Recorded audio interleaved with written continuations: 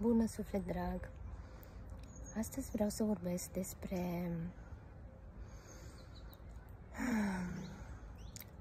un alt subiect care este destul de discutat și care mi-a venit în minte văzând o postare pe Facebook și discutând cu câteva fete de la mine din echipă. De unde, la ce nivel trebuie noi să ajungem ca să putem ajuta pe altcineva?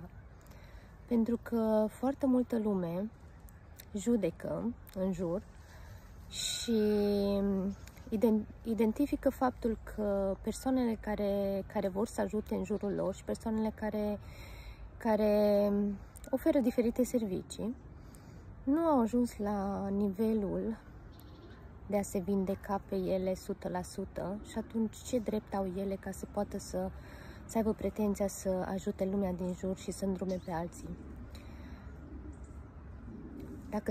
Dacă stăm să ne gândim, oare ajungem vreodată la momentul acela și la nivelul acela în care suntem vindecați 100%?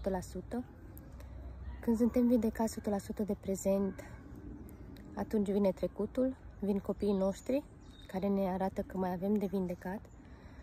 Și atunci oare mai există moment în viața aceasta, într-o viață de om, ca să ajungi la acel nivel, ca să spui, da, sunt vindecat, am vindecat neamurile, am vindecat trecutul, am vindecat tot și da, astăzi pot să ofer pentru alții?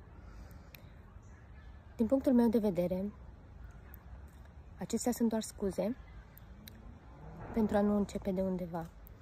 Din punctul meu de vedere, atâta timp cât tu ai avut niște experiențe și ai reușit să treci peste ele și te-ai vindecat de acele experiențe, chiar dacă tu mai ai și experiențe peste care tu nu ai trecut, peste care mai ai pentru care mai ai de lucrat la vindecare, sunt oameni, întotdeauna vor fi oameni care sunt la un nivel mai jos decât la nivelul la care ai ajuns tu, și atunci tot timpul o să fie cineva care poate să beneficieze de îndrumarea ta și experiența ta.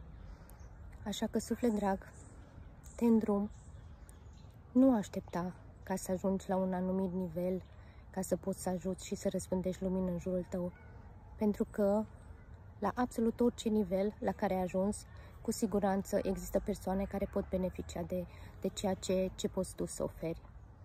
Așa că dă-ți voie, te îmbrățișez, suflet drag.